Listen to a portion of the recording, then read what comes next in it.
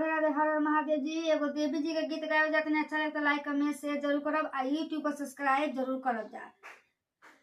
मैया चले नी बाजार डोला चिले ले, मैया चले नी बाजार डोला चिले ले,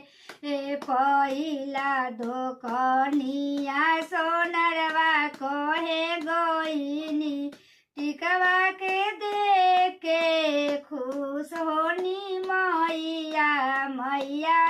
लेनी बाजार डोला चिले ले, मैया लेनी बाजार डोला ची, दूसरा दोकनिया पटेहरवा लागे गोइनी, सिंदूरा के देके हंसे लगनी मैया, मई चले नी बाजार डोला चिले ले, मैया चले नी बा, तीसरा दोकनिया बजवा लागे गोइनी,